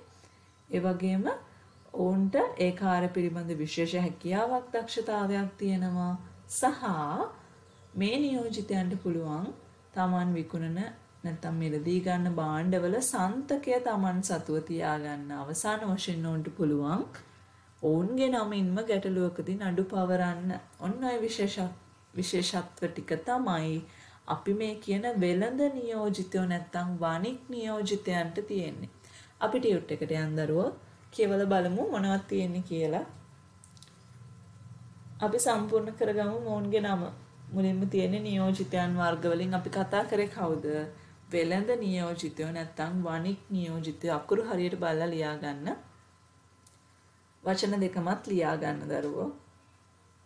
විභාගෙට මොන වචනෙන් පේපර් එකේදී පරීක්ෂා කරයිද කියලා අපි දන්නේ නැති හින්දා මේ දෙකම ලියා ගන්න.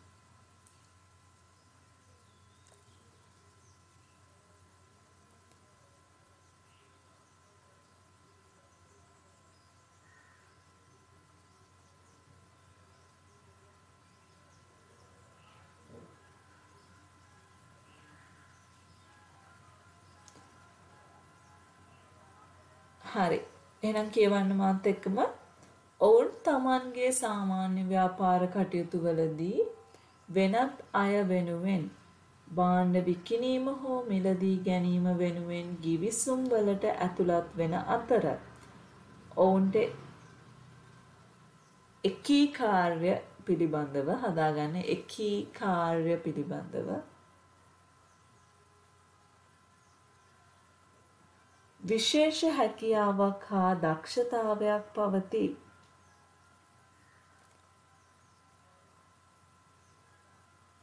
මෙම නියෝජිතයන්ට Taman විකුණන හෝ මිලදී ගන්නා භාණ්ඩවල භුක්තිය නැත්නම් සන්තකය මේ දෙකම එකයි.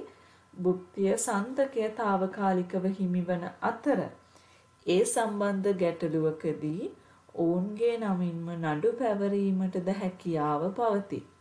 භුක්තිය හෝ සන්තකය කියලා මම කිව්වේ මොකක්ද? අර සරලවම යම් කිසි දෙයක් අපි ගාව තියාගන්න තියෙන අයිතිය. ඒකේ නීත්‍යානුකූල හිමිකරු කියන එක නෙමෙයි ඒකේ අදහස.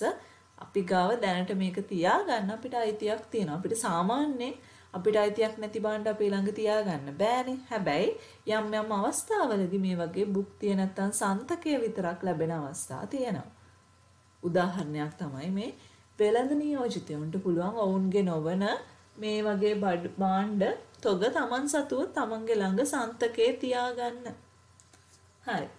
ඊළඟට අපි එහෙනම් කතා කරන්න යන්නේ කවුරු ගැනද? තැරැව්කරුවෝ ගැන නැත්නම් බ්‍රෝකර්ස්ලා ගැන. අපි කොටස් තැරැව්කරුවෝ ගැන කතා කරා වලට මතක ඇති. හරි. තැරැව්කරුවෝ කියන්නේ දරුවෝ මෙයාලත් එයාලගේ සාමාන්‍ය ව්‍යාපාරික කටයුතු වෙන්නේ අනිත් අය වෙනුවෙන් භාණ්ඩ විකිණීම හා මිලදී ගැනීම තමයි. හැබැයි විශේෂත්වය වෙන්නේ අර කියපු වෙළඳ නැත්තම් වණික් නියෝජිතයන්ට වගේ ඔවුන්ට ලැබෙන්නේ නෑ මේ භාණ්ඩ Taman සන්තකේ තියාගන්න අයිතියක්. කියන්නේ සන්තකය හෝ භුක්තියම ඔවුන්ට ලැබෙන්නේ නෑ මේ කියන තැරැව්කරුවන්ට. අපි හිතමු අපේ නිවසක් අපි කාට හරි විකුණන්න කියලා ඔන්න බ්‍රෝකර් කෙනෙක් ගමේ ඉන්න පුද්ගලයෙක්ව ගමේ ඉන්න තැරැව්කාරයෙක්ව යොදා ගන්නවා. අපි කියනවා අපේ ගේ විකුණන්න දාලා තියෙන්නේ ලක්ෂ 50කට දෙනවා මේ ඔයාලට සිර 3ක් දෙන්නම් කවරි හොයන්නකෝ. ඉතින් මේ පුද්ගලයා මොකද කරන්නේ? ගෙවල් ගන්න ඉන්නව හැමෝම මේ ගෙදරට එක්කන් ඇවිල්ලා ඔන්න ගෙදර පෙන්නලා මේ ගෙදර තියෙන හොඳ කියලා නේද? එහෙමනේ කරන්නේ. හරි. ඉතින් මෙන්න මේ වගේ තැරැව්කරුවෙකුට භුක්තිය හිමි වුණොත් මොකද වෙන්නේ? අර වණික් නියෝජිතයන්ට වගේ භුක්තිය හිමි වුණොත් මොකද වෙන්නේ? එහෙනම් මේ තැරැව්කරුට පුළුවන් වෙන්න ඕනේ මේ බ්‍රෝකර්ස්ලාට පුළුවන් වෙන්න ඕනේ අපි අර ගෙවන විකුණනවා කිව්ව ගෙදර ඇවිල්ලා පදිංචි වෙන්න. මොකද සන්තකය තියෙනවා කියන්නේ ඒ භාණ්ඩය ළඟ තියාගන්න පුළුවන්. නිවසක් සම්බන්ධයෙන් නම් සන්තකයක තියෙන්නේ ඒකේ පදිංචි වෙන්න පුළුවන්. හැබැයි ඇත්තටම බ්‍රෝකර් කෙනෙකුට පුළුවන් ද නිවසක් විකුණන්න දුන්නා කියලා ඒ නිවස ගිහිල්ලා පදිංචි වෙන්න? බෑනේ. අන්න ඒ හින්දා තමයි අපි කියන්නේ තැරැව්කරුවන්ට නැහැ. මොකද්ද? ඇයි එහෙම වෙන්නේ? ඇයි එහෙම බැරි වෙන්නේ? තැරැව්කරුවන්ට සන්තකය හෝ භුක්තිය ලැබෙන්නේ නැහැ. විකුණන්න හැකියාව විතරයි ලැබෙන්නේ. හරි. එහෙනම් අපි බලමු. එහෙනම් සන්තකය හෝ භුක්තිය ලැබෙන්නේ නැති හින්දා විකුණන්න හැකියාව විතරයි ලැබෙන්නේ. නිසා වොන්ට පුළුවන් ද තමන්ගේ නමින්ම නඩු පවරන්න? බෑ. ඒව කරන්නත් බෑ දරුවෝ. එහෙනම් බලන්න. ලියාගන්න ඊළඟ හිස්සන තැරැව්කරුවන්. තැරැව්කරුවන්.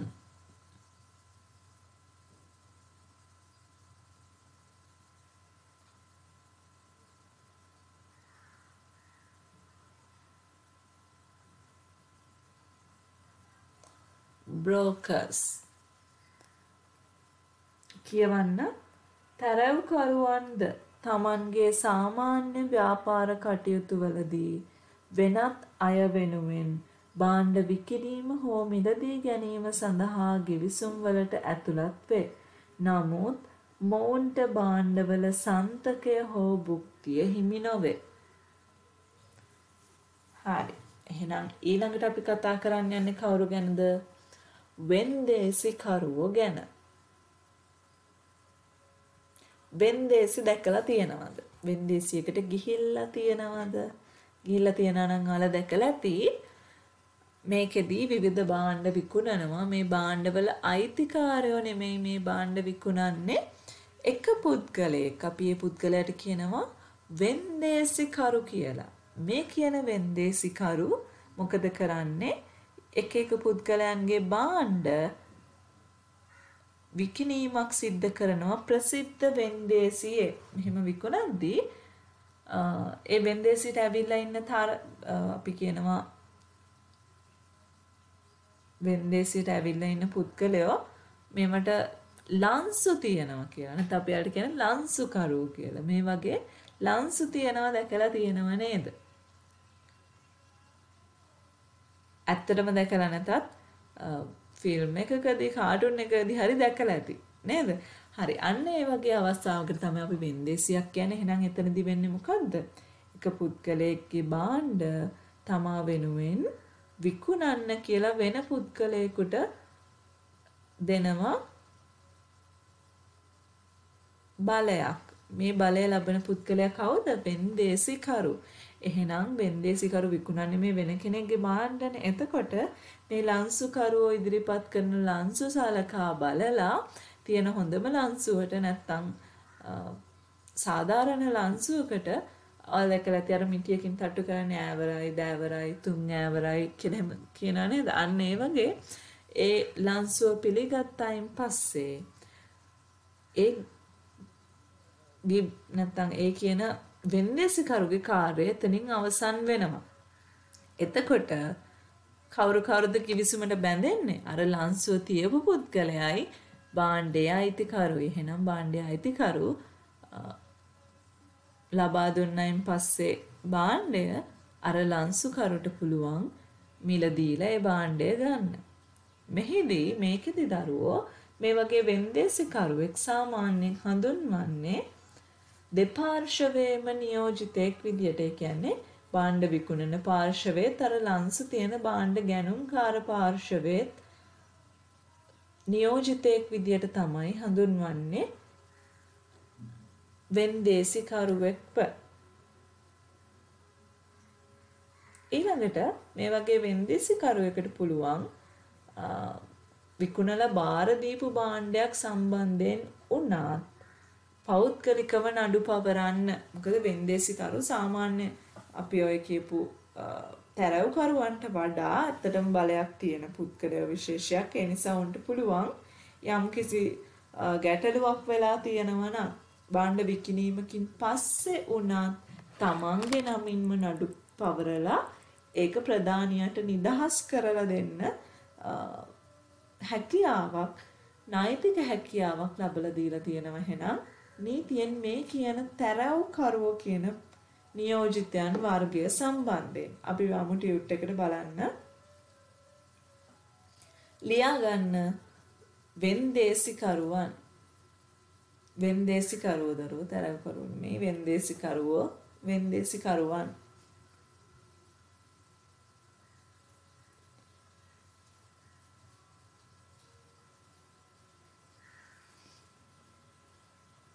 වෙන්දේසිකරුවන් බලන්න ටියුට් එක.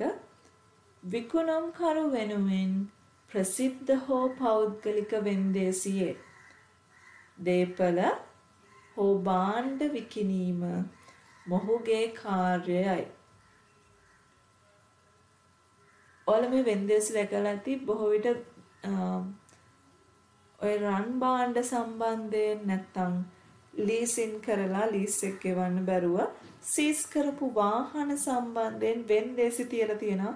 නැත්තම් ඔක්ෂන් දානවා කියලා අහලා තියෙනව නේද? ඒ කියන්නේ මෙන්න මේ වගේ වෙන්දේසි තමයි. මෙහිදීත් වෙන්නේ අපි අර කියපු සිද්ධියමයි. මේව අයිතිකාරයන්ට මේව ගෙවා ගන්න බැරි වෙලා බැංකු වලට නැත්තම් ලීසින් සමාගම් වලට සින්න උනායින් පස්සේ වුන් මොකද කරන්නේ? ඔවුන් කරන්නේ මේ වගේ ප්‍රසිද්ධ වෙන්දේසියක් තියලා වෙන්දේසිකරුවෙක් කරහා මෙව විකුණනවා. මේ වගේ අවස්ථාවකදී වෙන්නේ අපි කියපු මේ කාර්යම තමයි.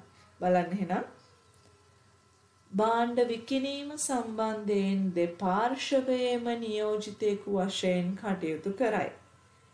විකුණා බාර දුන් භාණ්ඩ සඳහා පෞද්ගලිකව නඩු පැවරීමේ හැකියාව වෙන්දේසිකරුවන්ට පවතී. හරි නේද? එහෙනම් ඊළඟට අපි කතා කරන්න යන්නේ තවත් නියෝජිතයෝ වර්ගයක් ගැන. මොකද්ද නම? සාකල්‍යතා නියෝජිතයන්. කවුද? සාකල්‍යතා නියෝජිතයන්. කවුද සාකල්‍යතා නියෝජිතයෝ කියලා කියන්නේ? සාමාන්‍යයෙන් දරුවෝ කිවිසුමක් නියෝජ්‍යත්වයක් ඇති වෙද්දී ප්‍රධානියා විසින් නියෝජිතයට බලය දෙන්නේ යම් කිසි එක කාර්යයකට. දැන් අපි මෙච්චර වෙලා කතා කරපු නියෝජිතය වර්ග වලට මොනවටද බලය ලැබුණේ? භාණ්ඩයක් විකුණන්න හෝ මිලදී ගන්නනේ. එතකොට මේ වගේ වෙන්දේසිකරුවන්ට නැත්තම් තැරව්කරුවන්ට වෙළඳ නියෝජිතයන්ට ලැබුණේ යම්කිසි එක කාර්යයක් කරන්න විතරයි බලතල. හැබැයි සාකල්‍යතා නියෝජිතයෙක් කියන්නේ ප්‍රධානියෙක්ගේ සියලුම කටයුතු සම්බන්ධයෙන් ක්‍රියා කරන්න බලය ලැබෙන නියෝජිතයෙක්. ඒ කියන්නේ සාමාන්‍යයෙන් අපි කතා කරපු අර නියෝජිතයෙකුට වඩා විශාල බලතල ප්‍රමාණයක් මේ වගේ නියෝජිතයෙකුට ඇති වෙනවා. එක වර්ගයක ගිවිසුම් නෙමෙයි බොහෝ ගිවිසුම් ඇති කරගන්න බලයක් ලැබෙනවා. ඒ කියන්නේ ප්‍රධානියා වෙනුවෙන් ප්‍රධානියා නැතුව එළඹෙන්න පුළුවන් ගොඩක් ගිවිසුම් වලට එළඹෙන්න බලතල මේ වගේ නියෝජිතයෙකුට ලැබිලා තියෙනවා. එහෙනම් සාමාන්‍යයෙන් කටවචනයෙන් හරි ලියවිල්ලකින් හරි නැත්තම් ව්‍යංගයෙන් හරි මේ වගේ නියෝජිතයෙක්ව පත් කරගන්න බෑ. සාකල්‍යතා නියෝජිතයෙක්ව අනිවාර්යයෙන්ම පත් කරගන්න වෙන්නේ ඔප්පුවක් මගින්. ඔප්පුවක් කියලා අපි අදහස් කරන්නේ ලෝයර් කෙනෙක්, ඒ කියන්නේ නීතිඥවරයෙක් හා සාක්ෂිකාරයෝ දෙන්නෙක් අත්සන් කරපු ලේඛනයක් මගින් තමයි නැත්තම් ඔප්පුවක් මගින් තමයි සාමාන්‍ය සාකල්‍යතා නියෝජිතයෙක්ව පත් කරගන්න පුළුවන් වෙන්නේ. හරි. එහෙනම් අපි යමු ටියුට් එකට බලන්න. හිස්සන සම්පූර්ණ කරගන්න. සාකල්‍යතා නියෝජිතයන්. සාකල්‍යතා නියෝජිතයන්.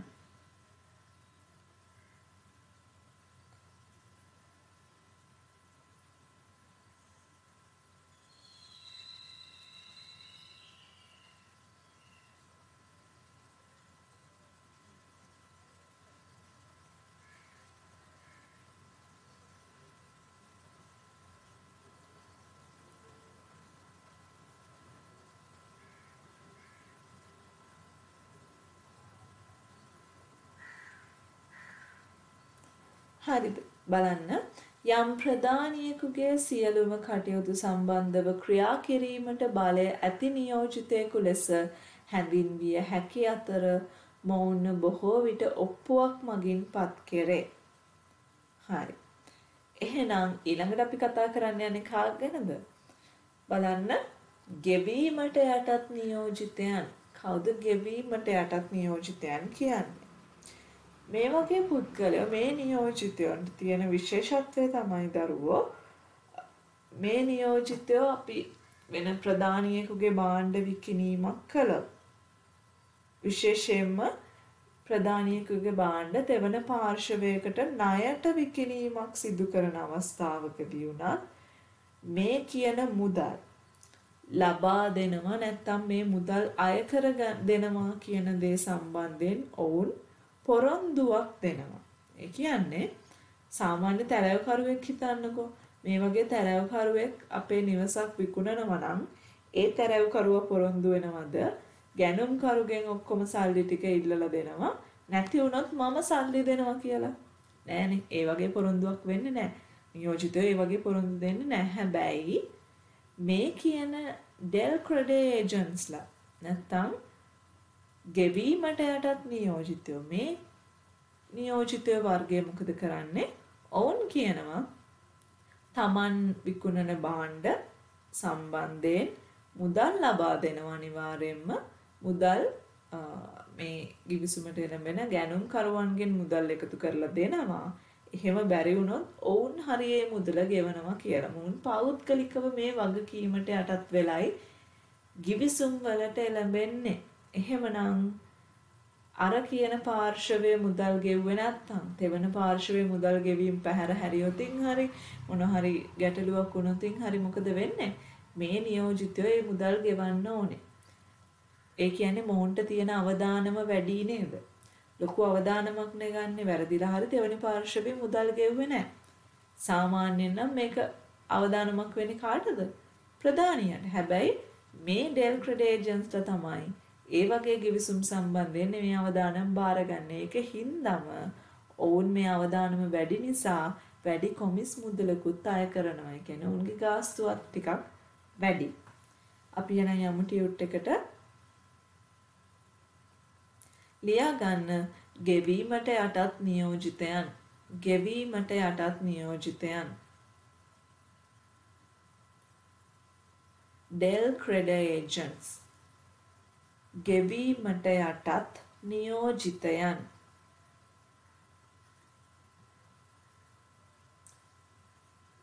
ගනුදෙනු සම්බන්ධයෙන් මුදල් නොලැබුණහොත් එම මුදල් ගෙවනු ලබන බවට පොරොන්දුව සහිතව පත්වන නියෝජිතයන් වන අතර මොවුන් සාමාන්‍යයෙන් වැඩි කොමිස් මුදලක් අය කරගනු ලබයි. මොවුන්ටද තමන්ගේ නමින්ම ගිවිසුම් සම්බන්ධයෙන් අඩු පැවරීමේ හැකියාව පවතී. ඒක තේරෙනවනේ? උන්ටත් පුළුවන් අර තෙවන පාර්ශවවලට විරුද්ධව තමන්ගේ නමින්ම නඩු දාන්න. එහෙනම් ඊළඟට අපි කතා කරන්න යන්නේ ඔයාලා දන්න පිරිසක් ගැන. කවුද? සමාගමක අධ්‍යක්ෂකවරු හා හවුල් ව්‍යාපාරයක හවුල්කරුවන්. මේ කියන පුද්ගල මේ හවුල් ව්‍යාපාරයක හවුල්කරුවන්ට ඒ කියන්නේ යම්කිසි හවුල් ව්‍යාපාරයක කීප දෙනෙක් ඉන්නවා නම් හවුල්කරුවෝ මේ එක හවුල්කරුවෙක් අනිත් හවුල්කරුවන්ගේ නියෝජිතයෙක් බවට පත් වෙනවා. ඒ කියන්නේ එක හවුල්කරුවෙක් කරන ක්‍රියාවකින් අනිත් හවුල්කරුවොත් බැඳී ඉන්නවා කියන එක. ඊළඟට සමාගමක් ගත්තාම සමාගමක අධ්‍යක්ෂකවරු ඉන්නවනේ. මේ වගේ අධ්‍යක්ෂකවරු සලකන්නේ සමාගමේ නියෝජිතයෝ විදියට. ඒකේ තේරුම තමයි අධ්‍යක්ෂකවරු කරන ක්‍රියාවකින් සමාගම බැඳී ඉන්නවා කියන එක. හරි. එහෙනම් යන්න ටියුට් එකට ලියා ගන්න. සමාගමක අධ්‍යක්ෂකවරුන් හා හවුල්කරුවන්. සමාගම අධ්‍යක්ෂකවරුන් හා හවුල් ව්‍යාපාරයක හවුල්කරුවන්. සමාගමක අධ්‍යක්ෂකවරු හා හවුල් ව්‍යාපාරයක හවුල්කරුවන්.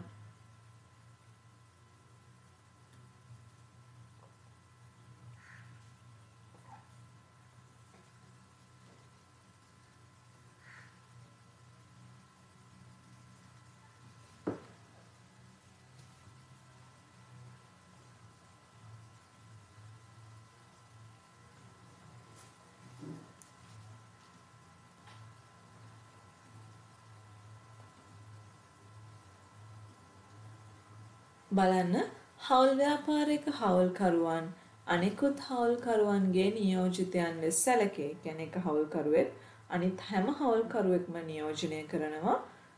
එක හවුල්කරුවෙක් කරන කාර්යයකින් අනිත් හැම හවුල්කරුවෙක්ම බැඳෙනවා උන්ට කියන්න බෑ මම දන්නේ නෑ කියලා. ඊළඟට බලන්න සමාගමක අධ්‍යක්ෂකවරුන් සාංගමික ව්‍යවස්ථාවලිය ප්‍රකාරව සමාගමේ නියෝජිතවරුන් ලෙස සැලකේ. මොකද සාංගමික ව්‍යවස්ථාවලිය කියන්නේ? ඔයාලා සමාගම් නීතිය ගැන ඉගෙනගෙන තියෙනවා නම් සමාගම් ගැන accounts එහෙම ඉගෙන ගද්දි BS වලදී ඔයාලා ඉගෙන ගනි. සමාගම් ගැන ඉගෙන ගද්දි සාංගමික ව්‍යවස්ථාවලිය කියන්නේ සමාගමක තොරතුරු මූලික වශයෙන්ම ඇතුළත් වෙලා තියෙන ලේඛනයක්. මේ ලේඛනයම කියනවා සමාගමක අධ්‍යක්ෂකවරු සමාගමේ නියෝජිතයෝ වෙනවා කියලා. ඊළඟට ඔන්න අපි කතා කරන්න යන්නේ නීතිඥවරුන් ගැන. නීතිඥවරුන් ගැන සාමාන්‍යයෙන් සිවිල් නඩුවකදී නීතිඥවරයෙක් සේවාදායකයාගේ නියෝජිතයෙක් ලෙස සැලකෙනවා. අපි කිව්වා අපි අර වර්ගීකරණයට සිවිල් නීතිය ගැන කතා කරද්දි මතකද මම කිව්වා පාර්ශවයක නඩුව ඉදිරියට පවත්වාගෙන යන්නේ සිවිල් නීතියේදී නම් නීතිඥවරු කියලා. හැබැයි අපරාධ නීතියේදී නම් කවුද? පොලිසිය හෝ නීතිපති දෙපාර්තමේන්තුව. මතක ඇති නේද? මේවා පාඩම් කරලා ඉවරයි කියලා මම දැන් පූර්ව නිගමනය කරනවා. හරි. එහෙමනම් මේ වගේ අවස්ථාවකදී සිවිල් නඩුවක් සම්බන්ධයෙන් ක්ලයන්ට්ගේ නැත්නම් සේවාදායකයාගේ මේ පාර්ශවකරුවන්ගේ නියෝජිතයෙක් බවට පත් වෙනවා ලේඛනයක් මගින්ම. පෙරකලාසිය කියලා අපි කිව්වා. පෙරකලාසියක් මගින් පත් කරයින් පස්සේ මේ නීතිඥවරයා සේවාදායකයාගේ නියෝජිතයෙක්. එතනින් එහාට නීතිඥවරයා කටයුතු කරන්නේ කවුරු වෙනුවෙන්ද? සේවාදායකයා වෙනුවෙන්. හරි. එහෙනම් සම්පූර්ණ කරගන්න නීතිඥවරුන් හිස්තැන සම්පූර්ණ කරගන්න අවසාන නීතිඥවරුන්